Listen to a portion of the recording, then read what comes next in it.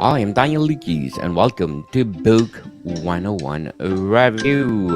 Book 101 is all about the books that I read for the last 40 years, and today I have my special guest. He's the author of several books, no other than Mr. Simon Yates. Hi, mate. Welcome again, Mr. Simon, as usual. Can you please introduce yourself? Good everyone. My name is Simon Yeats. I'm an author from Australia who currently lives in the US. Yes. And the last episode, we talk about your My Second Life. And today we're gonna talk about your experiences in Thailand. Yep. So, Mr. Simon, can you give our listeners a brief overview of brothel in Thailand? The book, How to Start a Riot in a Brothel in Thailand by Ordering a Beer, is a collection of stories. It's the first book in a series and of just misadventures while traveling. And one of my sort of favorite misadventures was having to go to Thailand when I was supposed to go to Bali because I didn't have a passport that had enough time left.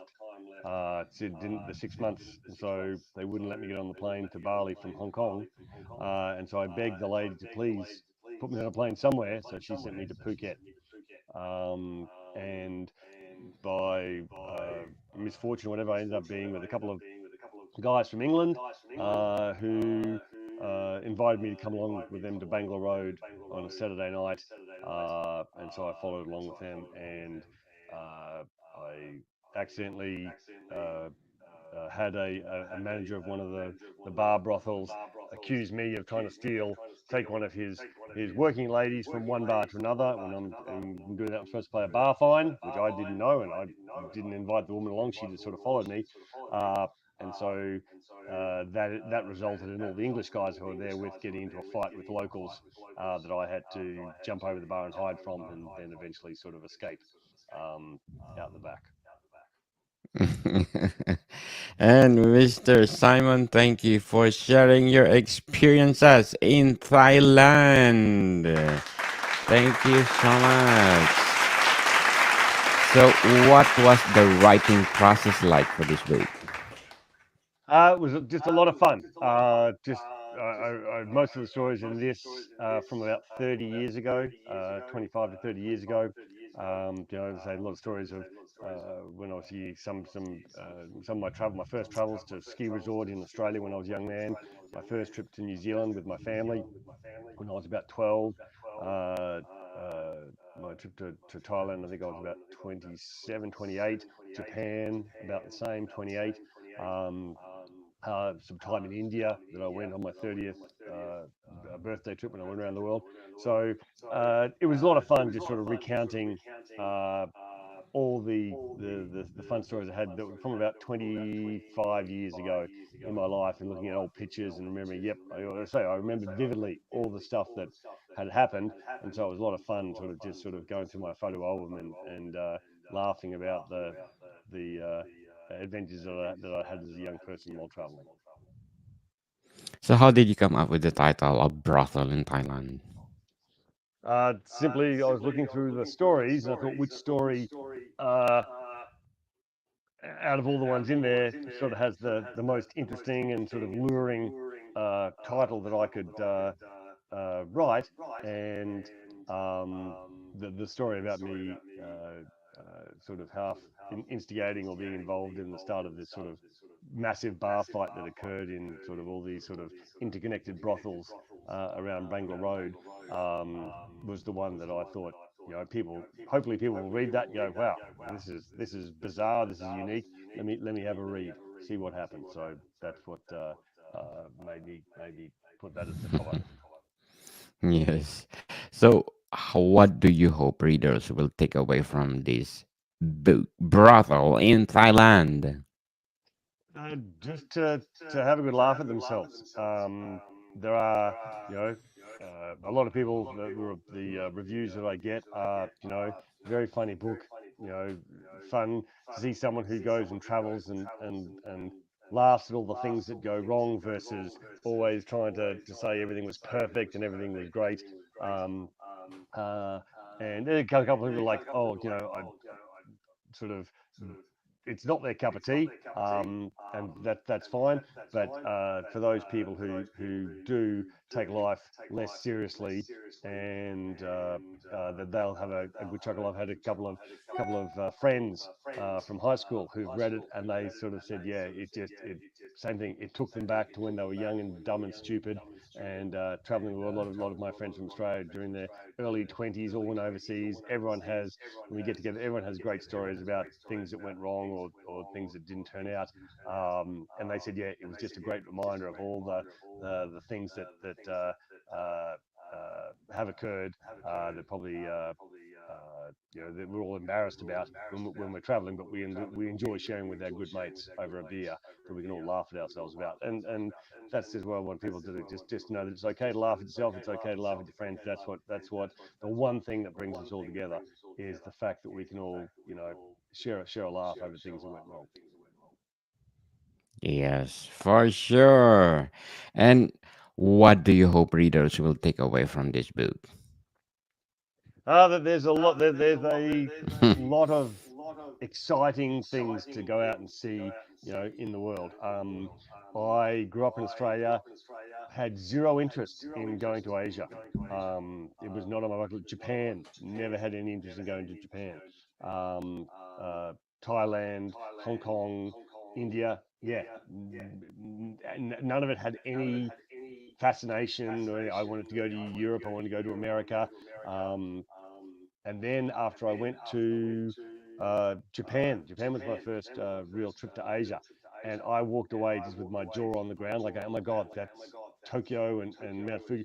It was just amazing, and like I can't believe that I was never planning on going and seeing this part of the world. And I became hooked. And so when the opportunity arrived for me to go to Hong Kong, when the opportunity arrived then for to go to Bali, which turned out not to go to Bali and end up going to Phuket, I was like, fantastic. When my travel agent, when I sort of literally half joked with my travel agent when he was planning a round the world trip, saying, you know what? I wouldn't mind going and seeing the Taj Mahal to get a photograph. Next thing I know, he's given me an itinerary. I'm like going, mate, you got me a flight to Delhi and I'm there for 4 days. Yeah, yeah. You said you wanted to go to the Taj Mahal, so here you go. And I was like, well, Christ, and literally, I said, Christ, mate, if you're going to send me to India, you might as well send me to Nepal. So he goes away, comes back 20 minutes later. Here you go, got your flights to Nepal. And I was like, okay, well, if the price is good, so I'll go. Just didn't know much about what I was going to see or do, but I worked it out once I got there. Yes. So, were there any particular authors or books influence you in writing this brothel in Thailand? I like Bill Bryson. Bill Bryson's series of Sunburnt Country, the story about the Appalachian Trail, a good long hike. His sense of humour always appealed to me. The only sort of thing I always sort of felt his stories were missing is that he didn't ever really do very much. His sense of humour is very much observational. I'm sitting in a pub watching other people. I'm walking down the street, and that's about as much action as you get out of Bill Bryson. Whereas when I was in Nepal, I went whitewater rafting and had a very amazing trip, but at the same time a very unenjoyable trip because I got the worst case of diarrhea any person has ever gotten on the face of the earth. And I had to suffer through that for the entire second day and the 3 hour bus ride to get back to Kathmandu. Um, and it was painful. But it was at the same time it was fucking hilarious when you look back on it and go, yeah, you know, how did I make it through? And so that's what I thought. So I took Bill Bryson sense of humor, and then said, right, now just throw in some of the actual action of getting out and doing things that are a little bit more adventurous, and that's how I came up with my book and my stories. Can you share a memorable moment from your writing journey for Brothel in Thailand? Um, the from the actual stories, um, uh, maybe the trip to Japan. Like I said, it was I arrived at Narita, and my only experience really of being out in a country outside of an English-speaking country was a trip to Uruguay, and having to speak Spanish. So I arrive in Narita, and of course my brain says these people are only going to understand me if I speak Spanish. So I'm getting frustrated in the airport trying to get directions on how to catch the train or which ticket to buy because I'm talking Spanish with the Japanese attendant and not understanding why they can't understand me when I'm thinking I'm speaking the foreign language, which is the only other foreign language I knew, Spanish, and this person's not understanding me. So it was just again a comedy of errors on my part, my naive naivety about what it is to travel the world, and just sort of writing that down, I just sort of again remembered, yeah, it's just amazing how when you think you know everything, to go out in the world teaches you really know nothing. Mm, yes, for sure. So before we go on, Mr. Simon, I just want to shout out my countries listening to us this week because in Suriname, I got number 7 on the Apple charts in books, number 11 in St. Kitts and Nevis in books, number 21 in arts in Suriname, number 32 in arts in St. and Kitts and Nevis, and number 1 in Paraguay. Thank you so much for supporting this podcast because this podcast is created to empower writers, authors all over the world like Mr. Simon Yates. And of course, my Food 101. Thank you so much for listening. United Arab Emirates, Indonesia, Philippines, India, and of course, again, United Arab Emirates. Of course, my Geography 101. Thank you so much. Canada, Poland, Korea, Egypt, and Hungary. Thank you so much for supporting all my podcasts. Speaking of Food 101, please do invite, I'm inviting you to please purchase one of my merchandise. People, Food 101 merchandise, name it, and we have it from accessory coffee mug or accessory pouch and apron, of course, bento lunchbox, and many more. As we said, name it, and we have it on Food 101 merchandise available on Etsy and Shopify. And please do listen to our latest episode.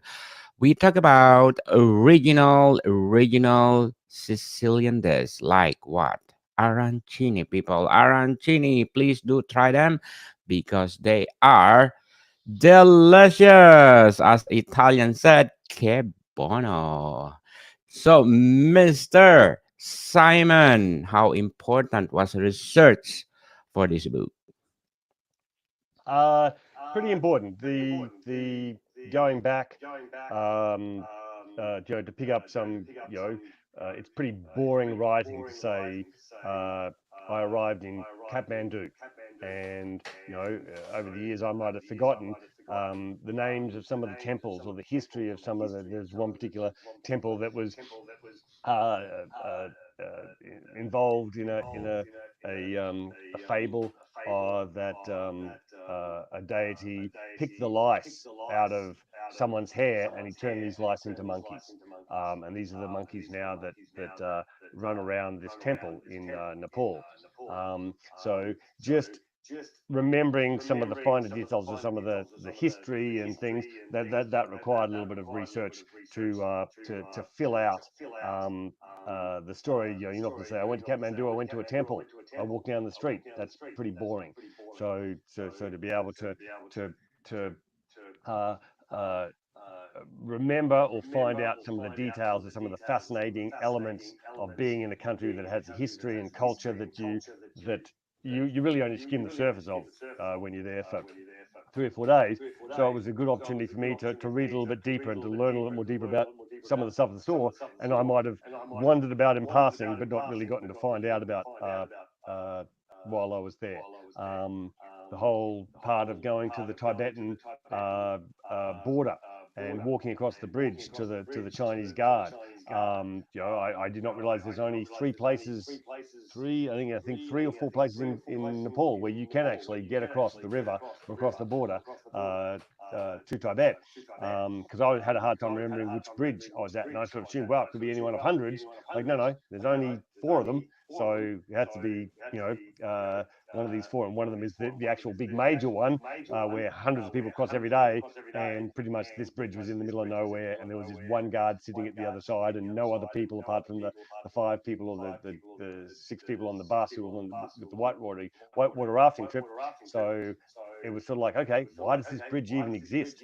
Because there's no one using it, and why is it staffed by one poor lonely guard sitting on the end all by himself with a gun, sitting there all day, just stopping people walking across the bridge?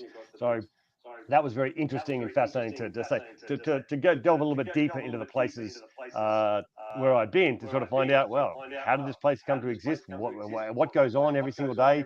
You sort of just sort of assume when you're there that no, everyone is doing the same as me. They're walking up and just sort of like just experiencing it just for a brief couple of seconds. But it's good then to go, right, well, let me find out a little bit deeper. And sometimes the history may be so boring, you're like, yeah, I'm not going to write about that. Sometimes it can be fascinating and just sort of tie some of the dots together about, wow, that actually reminds me of a place in Poland that I went to, where exactly the same sort of thing. It's amazing how these stories seem to to to reappear in other places of the world. Human beings are the same all over the world. Our experiences are a lot of the same. Our fears are the same. Our dreams are the same. Our desires are the same. So it made sense to me that, wow, it was interesting to see things about one part of the country that I knew also existed in other countries, completely separate, completely different. But I only got that once I researched a little bit deeper into the history of some places or some people. Yes, very well said, Mr. Simon. So, what message or lesson, if any, would you like your book to impart to the readers? Get out and see the world. Get out and see the world. There is nothing else. There's so many. I use them at the start of every chapter, a little saying or a little remembrance about travel. The old saying that if the world was a book, those who don't travel only read the first page. Or if life was a book, those who don't travel only read the first page. My favorite saying, um, travel makes storytellers out of everyone. Um, you know, there is nothing else in the world that compares to being out in the world from a personal point of view in terms of the courage, the confidence in yourself it gives a person, just to the experiences you have to meet other people who have the same curiosity about what goes on in the rest of the world. I mean, uh, it's when I was in South Africa traveling to Zimbabwe, I was reading in the news just how incredibly dangerous Zimbabwe was. So I was petrified on the plane, thinking, "Oh my God, I'm going to be lynched the moment I get off the frigging plane." Reading these the headlines in this newspaper, and you get off, and like none of what you're reading about is going on, and it's like, wow, it's if I just believed in the information I was being presented about what other parts of the world were like, what other people were like, I would be would never know that most of that is not true.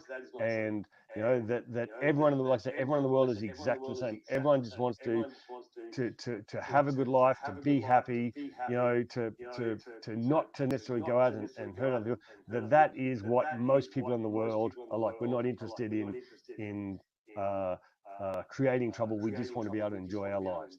And that to me is what travel taught me, is like everyone in this world, most of the people just want to smile and be happy and just to enjoy an experience either in the company of other people or by themselves or in a special place. That is the bread and butter of life. Yes, explore the world, people. It's a small world, so you need to see it. So, is there a specific scene or chapter in the book that holds special meaning to you? Yeah, the right at the beginning, I just sort of saw that the other day as I was going through it again. Um, my family took a trip to New Zealand when I was 12, and Dad hired a minivan and we drove around the South Island. Um, And it was sort of, I'd gone to visit my relatives on the North Island in Auckland several times, but this was the first time that our family had gone on an adventure. Um, we hiked up Franz Josef Glacier on the west coast as a family, um, and went to gold mining towns, went to Queenstown, saw the mountains. We all prayed for it to snow because we've never seen snow where we lived in the tropical, northeast of Australia. But it was so many of the moments on that trip I still remember clearly in my head. My dad was very adventurous. He took the family down the third most dangerous road in the world in a friggin' it's four-wheel drive only in this minivan that was not meant to be there. And to Dad, it was a great adventure. To us, it scared the crap out of the kids.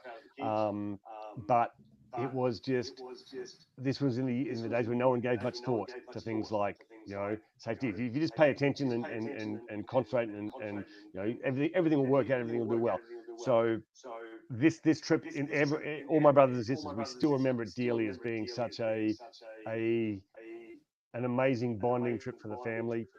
I still have a dream of taking my son to New Zealand and doing the same trip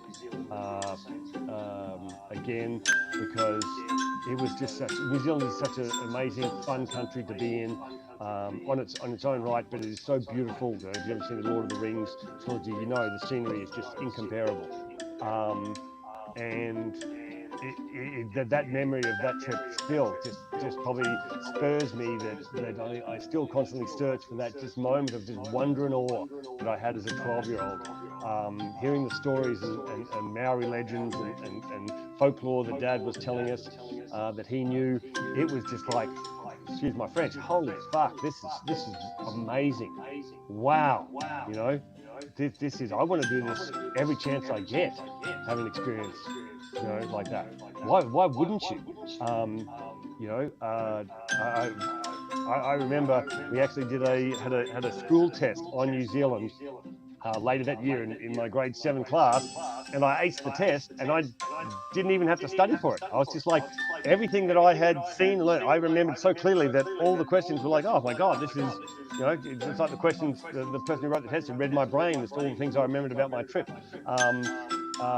It was just an awe-inspiring and really developing moment in my life. So I really enjoyed writing that chapter in the book, and just to try to spell out to people, like, could you understand what it would be like to be a 12-year-old and to have that experience?